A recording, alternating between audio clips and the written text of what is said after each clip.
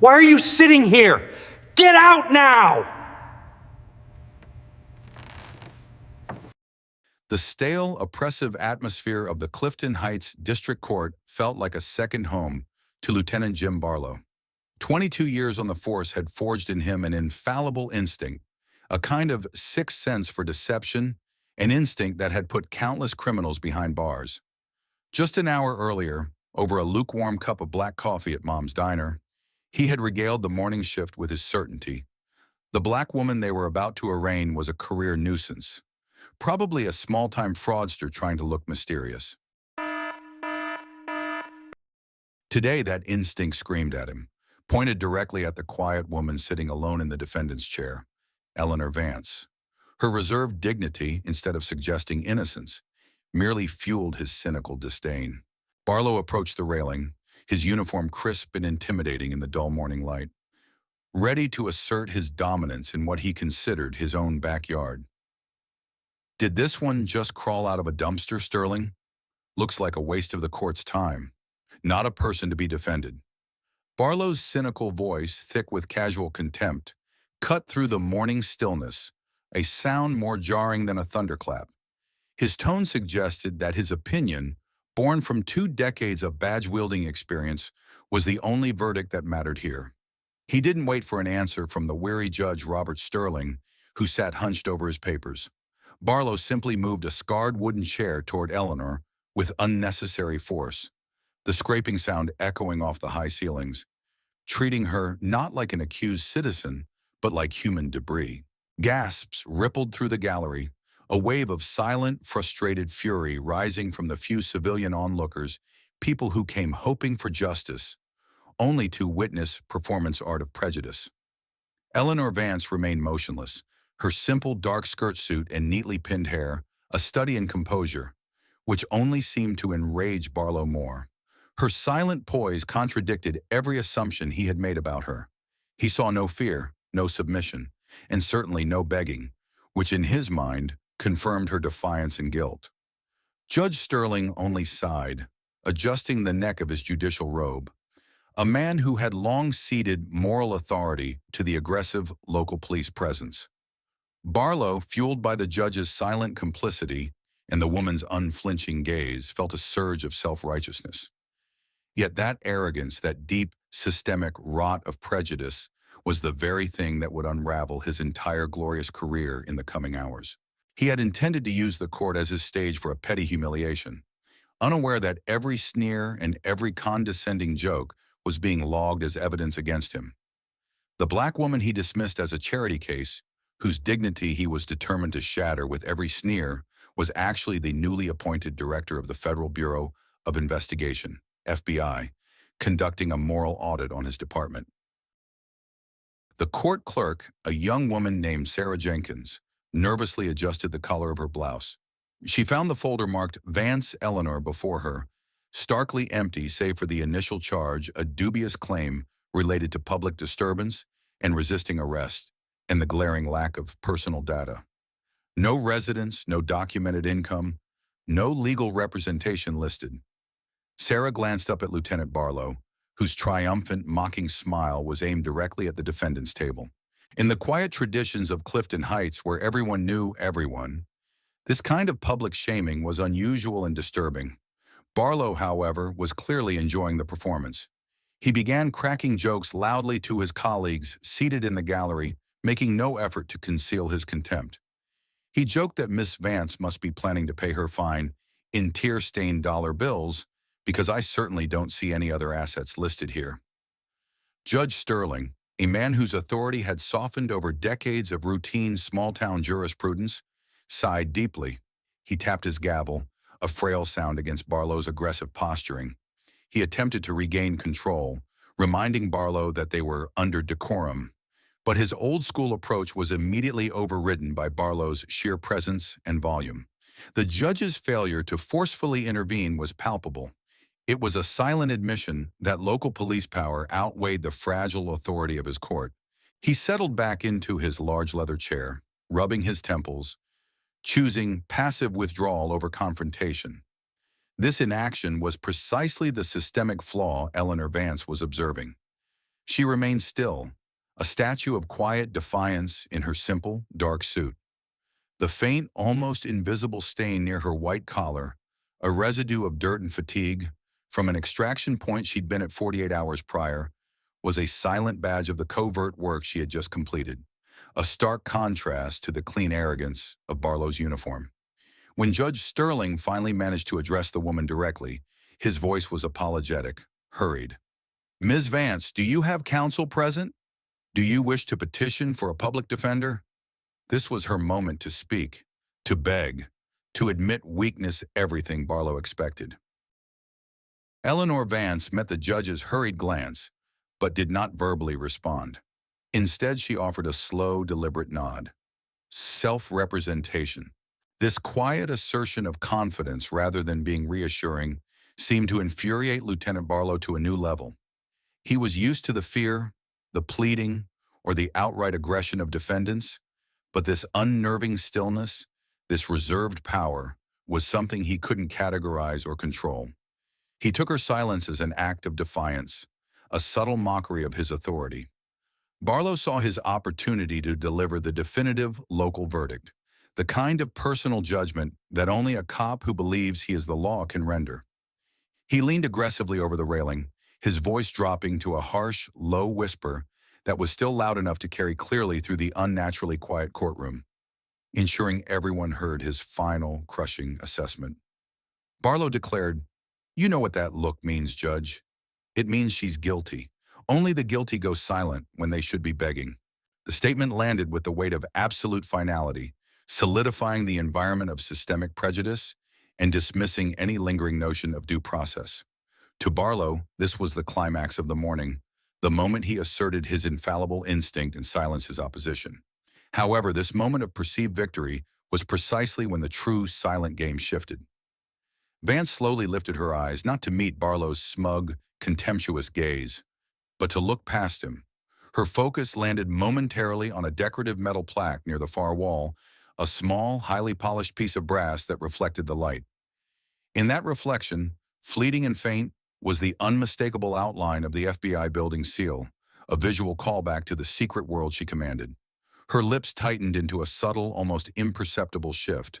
Not a smile, but a determined line that suggested a hidden resolve. Vance finally looks up, not at Barlow, but past him, her eyes momentarily catching the faint reflection of the FBI building's logo on a decorative metal plaque in the room. Her lips tighten, a subtle, almost imperceptible shift that suggests the game has just begun.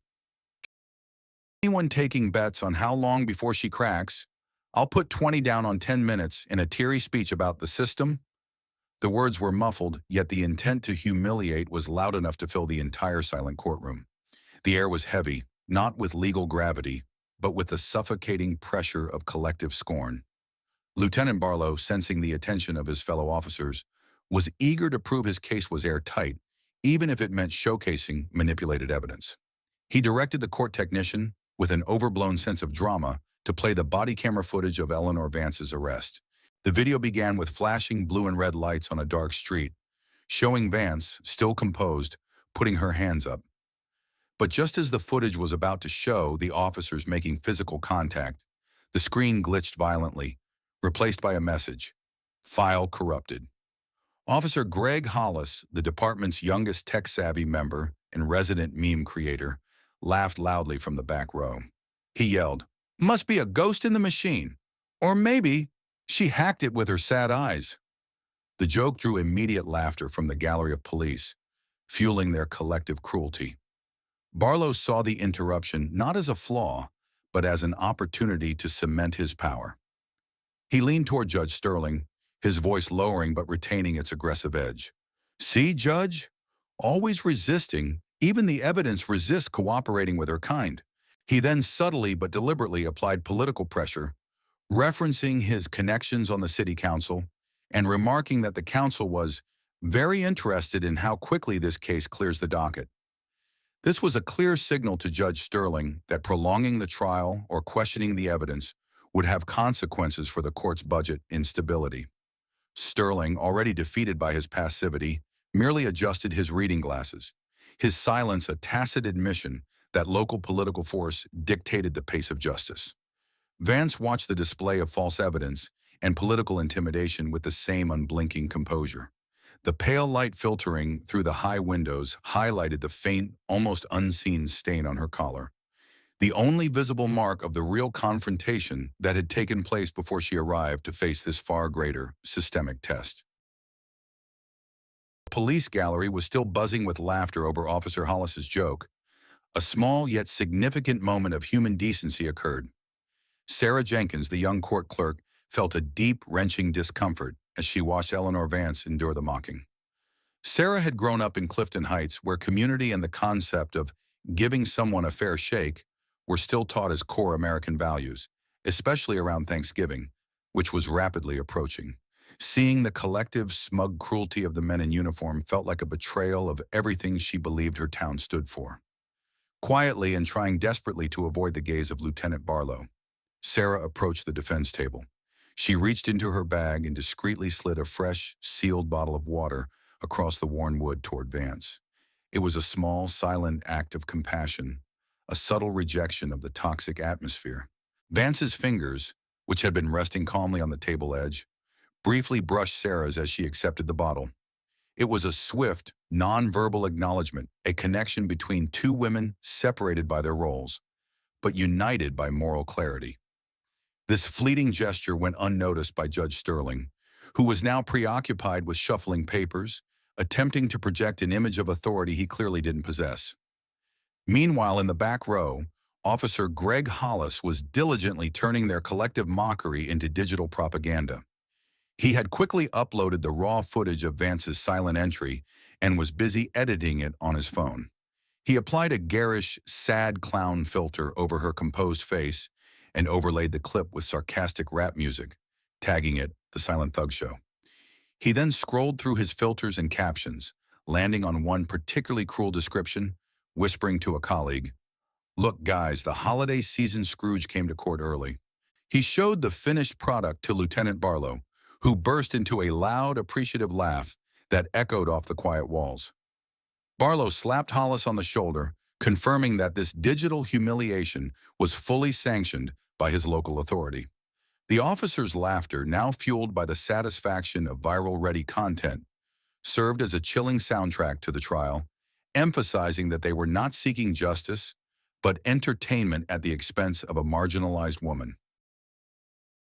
The sustained, cruel laughter from the officers, fueled by the meme created by Officer Hollis, hardened Lieutenant Barlow's resolve. He saw Sarah's small act of kindness, the sealed water bottle, not as compassion, but as an act of insubordination that needed to be punished immediately and publicly. Barlow approached the defense table again, his face a mask of contempt.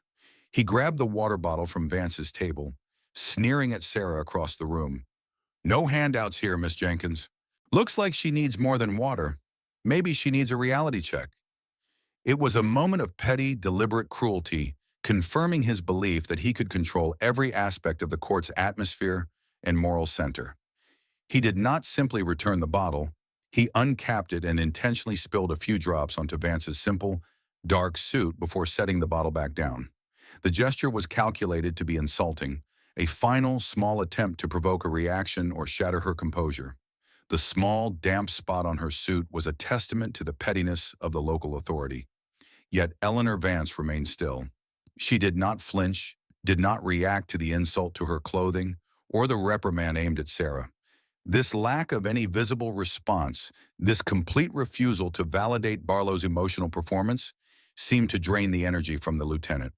Frustration, sharp and corrosive, flashed across his face.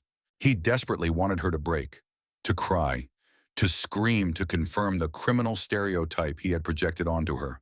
But she gave him nothing. Vance, her suit now damp, finally raised her gaze to meet Barlow's. Her eyes held no anger, no vengeance, only a profound, bottomless disappointment, the quiet, observing look of a scientist reviewing a failed experiment.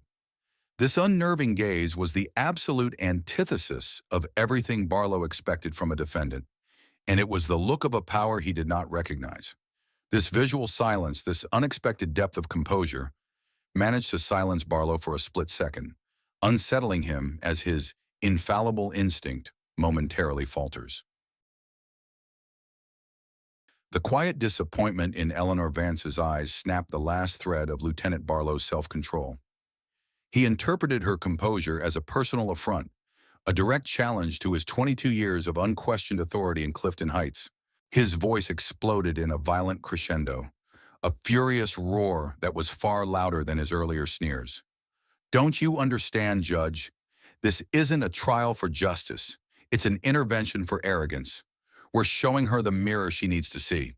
He grabbed the thin, empty folder from the defense table, the one marked "No Information" on Vance, and dramatically ripped it in half, letting the white shreds flutter down like mocking confetti around Vance's quiet head. The act was pure destruction, a blatant disregard for court property and the dignity of the person it represented. Judge Sterling finally moved beyond his passive fear, weakly protested. "Lieutenant, that's enough. That's destruction of court property." But Barlow simply ignored him, his eyes now glazed with a self-righteous fury. He was oblivious to everything except the need to break Vance's spirit. Barlow delivered the ultimate personal and racial insult. He reached out, not to strike, but to perform a more deeply humiliating gesture. He intentionally ruffled the neat, modest bun on Vance's head, a patronizing, violating touch that was a deliberate intrusion into her personal dignity. "There, Director. Now you look more like a real defendant." The use of the mocking title was meant to be the final, crushing blow. Sterling covered his face with his hand, unable to witness the raw display of prejudice. Sarah Jenkins, the young clerk, gasped audibly, clutching her notepad, her moral outrage hitting its maximum limit. Yet Eleanor Vance didn't flinch. She didn't blink. That moment of unbearable arrogance, that final violation of her physical dignity, was the precise signal she had waited for. The test was over. The humiliation was complete, and the evidence was conclusive. Vance, still seated, finally moved. Her hand went not to strike, not to protect herself, but down under the chair, reaching for the simple, black leather briefcase that had sat unnoticed on the cold floor. Eleanor Vance's composed hand, having dismissed Lieutenant Barlow's insulting touch, moved with purpose. She slowly lifted the black leather briefcase onto the table. The action was deliberate, breaking the courtroom's horrified silence with the quiet formality of a ritual. Barlow, still reeling from the unexpected firmness of her rejection, immediately tried to regain the aggressive ground he had just lost. He ordered the two nearest officers to flank Vance, crowding her closely in a visible show of intimidation. Despite her having no handcuffs, he desperately needed her to break, to prove his instinct right. "State your name and occupation properly for once," he spat, demanding she comply with his perceived authority. Vance ignored the flanking officers, their proximity no match for her focus. She did not raise her voice, she simply began to open the briefcase. This was not the expected weapon, but a small, worn leather wallet she pulled out. From inside the wallet, she carefully extracted a single official badge. It wasn't the large, prominent display Barlow might expect, but a small, silver-rimmed credential with dark lettering.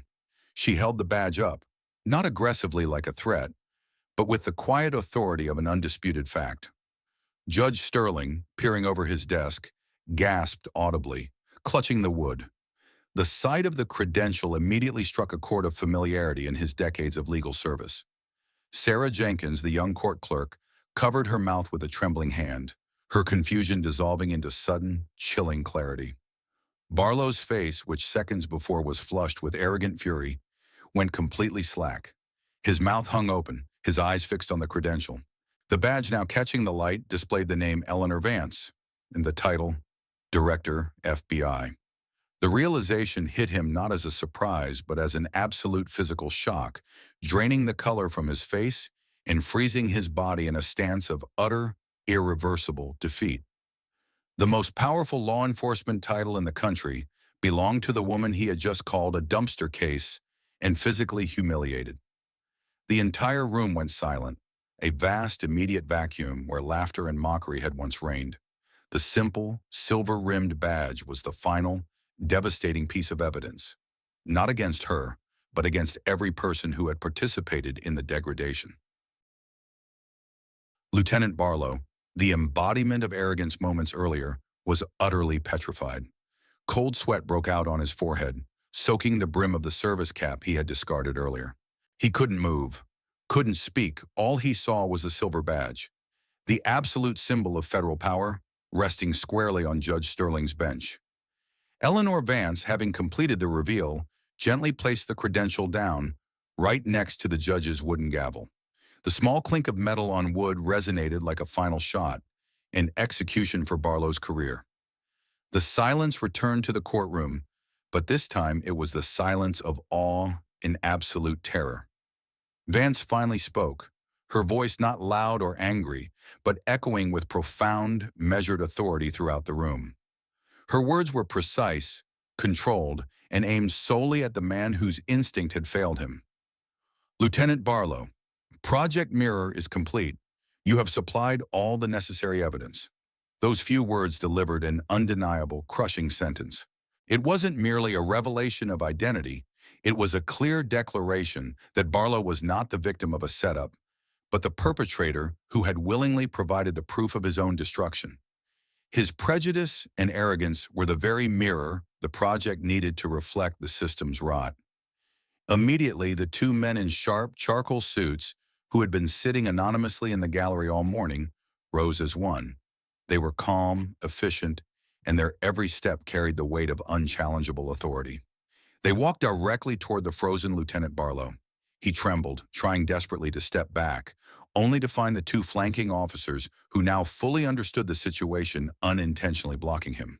There were no cuffs, no loud accusations, just silent, absolute erasure.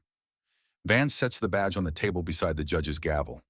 Two anonymous men in charcoal suits, who had been sitting quietly, rise and begin walking toward the frozen Lieutenant Barlow. The execution had only just begun. Lieutenant Barlow didn't scream, didn't fight.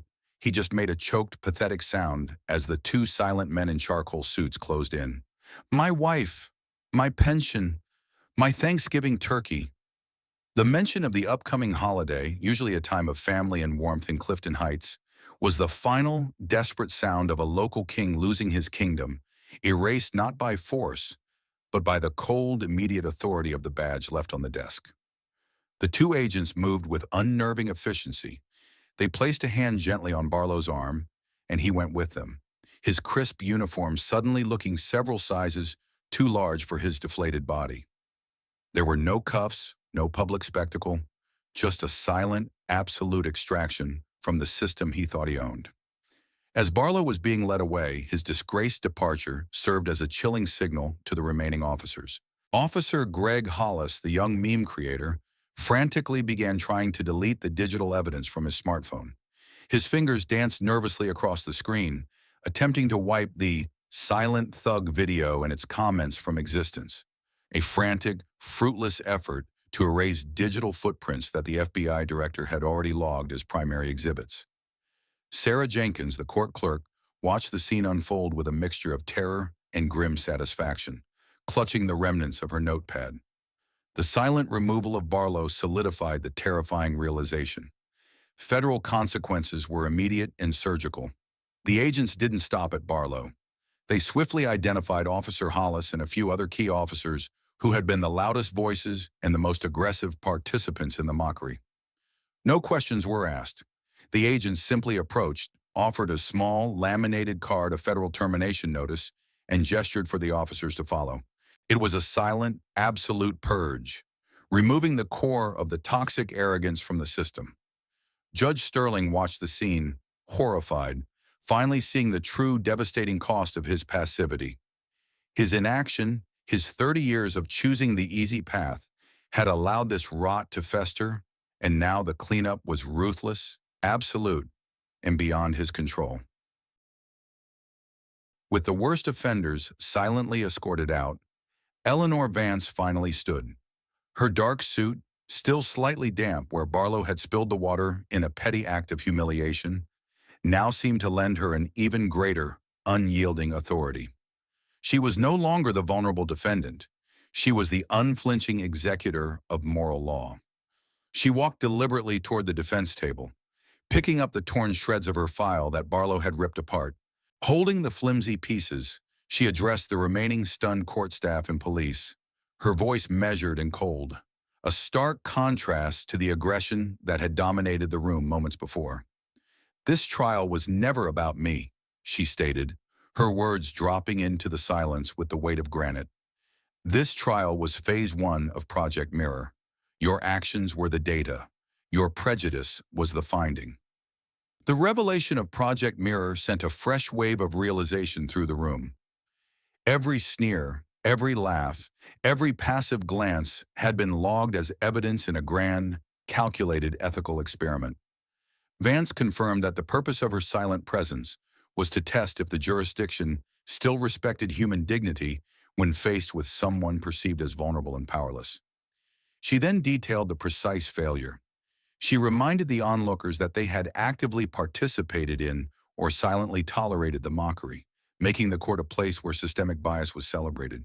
Vance placed the torn file back on the desk, looking pointedly at the empty seats where Barlow and Hollis had sat. She reiterated that the system itself had provided all the necessary proof of its rot. It was a clear, devastating message. They were not trapped by circumstance, but by their own lack of humanity. Her attention then shifted to the technical room. Vance turned toward the court technician, whose face was pale and whose hands trembled slightly on the keyboard. Her next words were not a request but a command, spoken with the quiet certainty of someone accessing the highest levels of government operation. She spoke 3 coded words: "Initiate Protocol G44."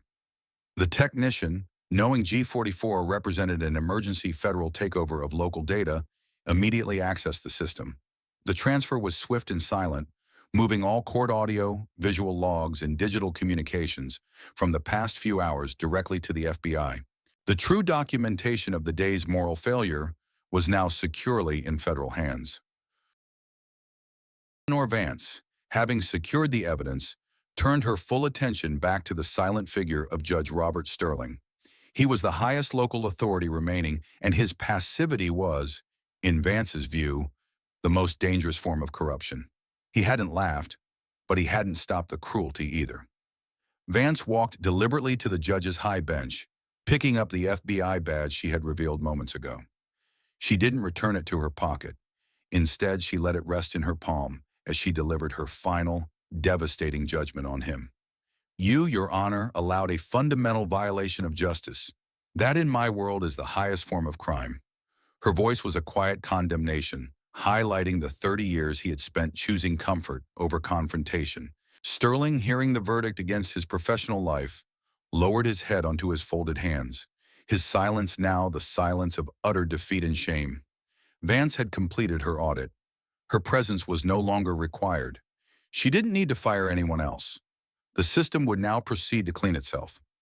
She glanced briefly at Sarah Jenkins, the young clerk who had shown the small kindness, a fleeting look of acknowledgement that went unnoticed by Sterling.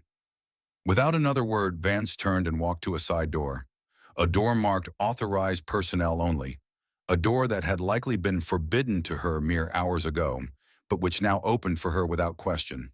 She left the courtroom, her posture that of a general walking off a field of battle, leaving behind the devastation of an entire system's exposed arrogance.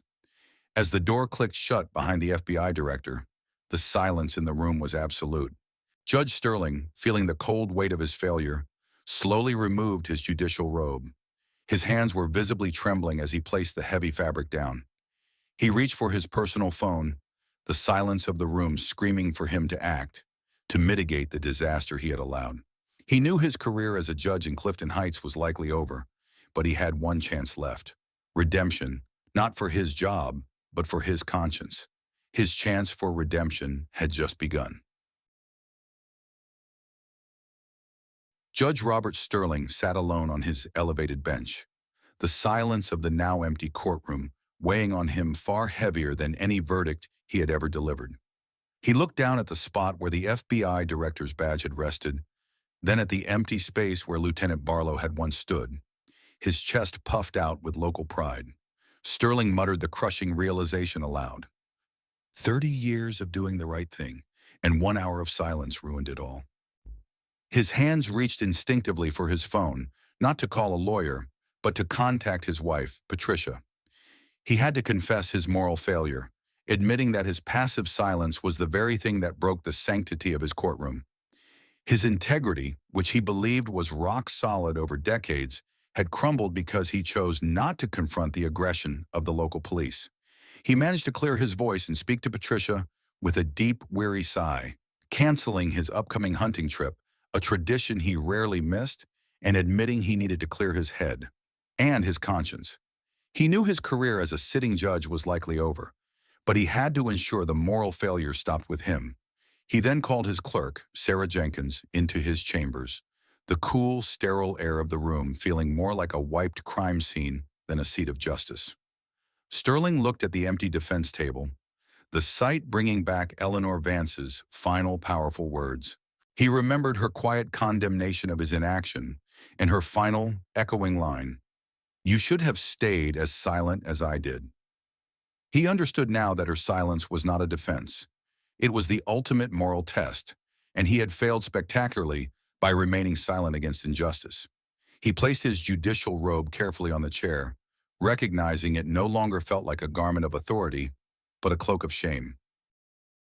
Sarah Jenkins entered the judge's chambers, still clutching the sealed water bottle she had offered Eleanor Vance hours earlier. She sank into the nearest chair, her youthful face etched with the emotional toll of the morning. Sarah was wrestling with her own failure. She looked down at the water bottle, realizing her small kindness felt profoundly inadequate.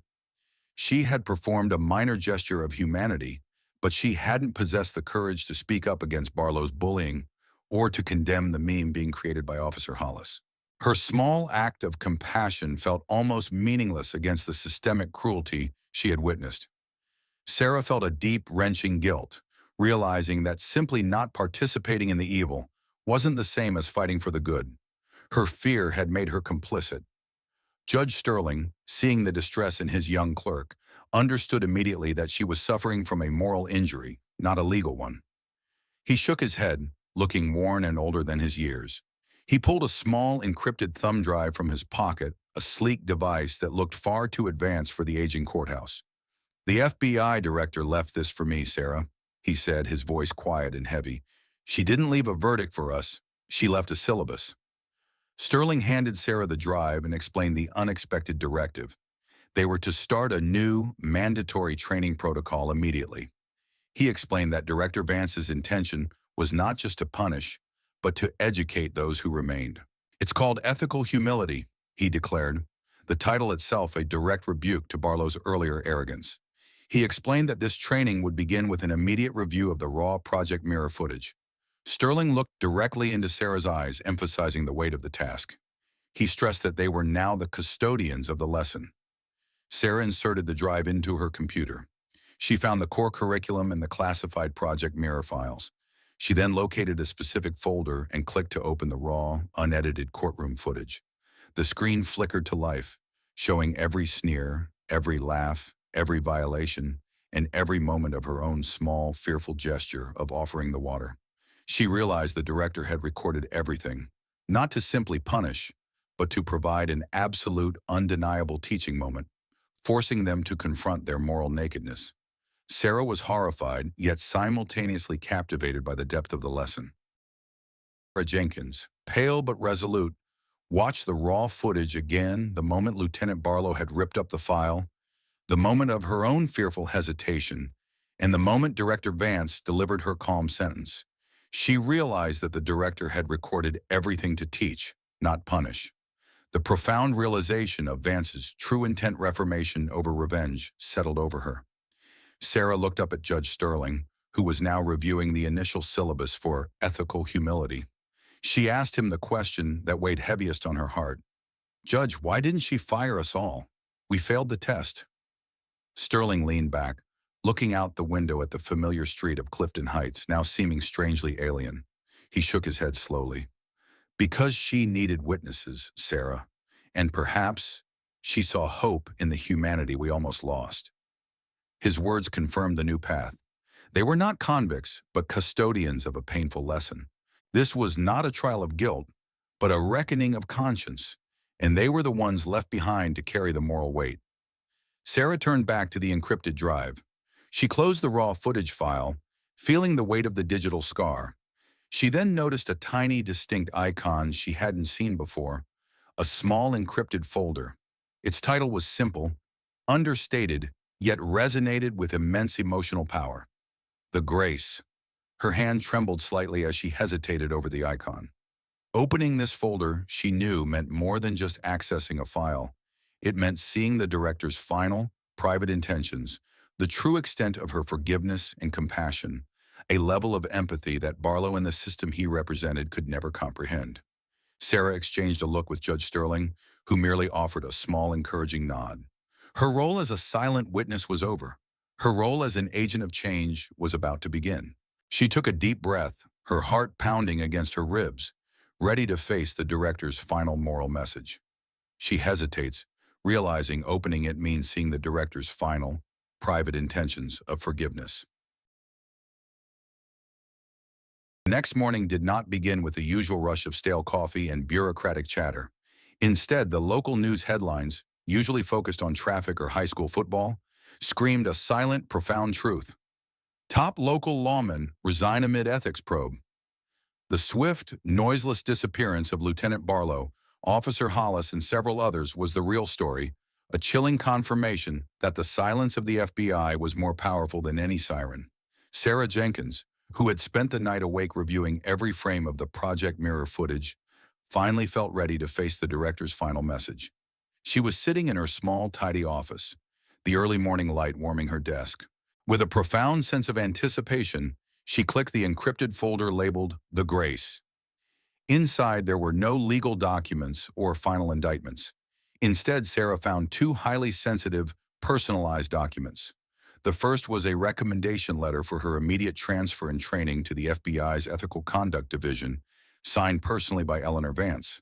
It praised Sarah not for legal prowess, but for her unsolicited display of human empathy and moral courage. Sarah's simple act of offering a water bottle hours earlier was now being rewarded with a career-defining opportunity, a testament to the director's belief that humanity was the most valuable asset. The second document was a formal pardon for Judge Sterling, explicitly giving him the chance to teach, not just judge, acknowledging that his failure was one of inaction, not malice. It was a complete reversal of the expected legal aftermath. The guilty were silently purged, and the morally compromised were given a direct path to redemption. This was Vance's ultimate act of forgiveness, not merely excusing their failures, but providing the tools for them to become better. Sarah Jenkins, with the realization of the director's profound forgiveness washing over her, carefully closed the file, The Grace. The emotional impact of the recommendation, her sudden, life-changing opportunity to join the FBI's ethical reform efforts, was overwhelming. But the surprises weren't over. As she tidied the desk where Vance had sat, Sarah noticed a small, irregularly shaped piece of paper. It was the back of a file fragment, exactly the kind of shred Lieutenant Barlow had contemptuously ripped up hours earlier. On it, in neat, handwritten black ink, was a simple personal message. It was Vance's final, quiet word to the system, devoid of official language or codes. It simply said, "Ms. Jenkins, thank you for the water. The system can be better. Happy Thanksgiving." EV. The inclusion of Happy Thanksgiving made the message deeply personal and warm, reinforcing the theme of gratitude and community spirit for the older audience. The director's thanks for the simple act of human kindness, offered hours before the reveal, meant more than any formal commendation. Meanwhile, Judge Sterling, having received his pardon and the directive to reform, was already putting the lesson into practice. He spoke to Sarah over the phone, his voice no longer weak, but imbued with a firm sense of purpose. He ordered the immediate cancellation of his Thanksgiving vacation, dedicating the time to commence the ethical humility training for the remaining court staff and local police. He stressed that the goal was not to assign blame, but to rebuild a foundational respect for human dignity. Sterling then gave a final, solemn order regarding the FBI badge Vance had left on his bench. He instructed Sarah to have the silver-rimmed badge professionally framed, to be hung prominently in the courthouse, not as a trophy, but as a perpetual reminder. Beneath the badge, he dictated a single powerful inscription: "Justice requires humility." It was a public acknowledgement that his passive arrogance and Barlow's active arrogance were the ultimate crimes against the law they swore to uphold.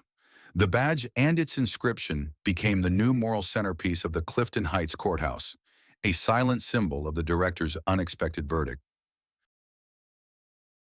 Sarah Jenkins, her eyes still shining with the realization of the extraordinary gift of grace, meticulously began packing her small office. She was no longer just a clerk. She was an agent of change, preparing to transfer to the FBI's Ethical Conduct Division, a position earned not through bureaucracy, but through a quiet act of kindness. She had one last duty to perform before leaving the old life behind. Sarah walked back into the main courtroom, now empty and quiet, carrying the framed plaque Judge Sterling had requested. She placed the silver-rimmed FBI badge, the object that had shattered the system, onto the judge's newly cleared bench. Beneath it, she positioned the inscription, "Justice requires humility." The phrase was the ultimate repudiation of Lieutenant Barlow's arrogance and a permanent lesson for the decades of passive compliance in the Clifton Heights courthouse. Judge Sterling called her while she was standing by the bench, delivering the final summary of the morning's events. His voice was firm now, stripped of its former passivity. "She wasn't looking for a trial, Sarah. She was looking for a teacher, and she found one in you and a failure in me. Let's make sure we pass the next test," he declared. His words affirmed that Eleanor Vance's silent presence had achieved more reform than any political decree. With her task complete, Sarah took one last look around the sterile courtroom. She left the FBI badge and the inscription where they belonged. She left behind the water bottle, the symbol of her small kindness, but she carried the handwritten note from EV, the one wishing her a happy Thanksgiving, tucked securely in her new official-looking portfolio. Sarah walked out of the courthouse, no longer fearful of the silence or the aggressive uniforms she might encounter. She was leaving Clifton Heights not as a victim or a clerk, but as an agent of change, ready to spread the profound lesson of not judging a book by its cover, especially the one that holds the truth. The quiet power displayed by Director Vance reminds us all of a timeless truth, that the measure of a person is never in their outward appearance, nor in the uniform of those around them, but in the steadfast kindness shown when no one is watching. In the end, the most enduring form of justice is not the punishment of the cruel, but the silent rewarding of the compassionate. As we gather with our loved ones this Thanksgiving season, let us remember the importance of humility and that the greatest strength lies in the wisdom of respecting every soul we meet. For you never know the true weight of the quiet dignity sitting across the table.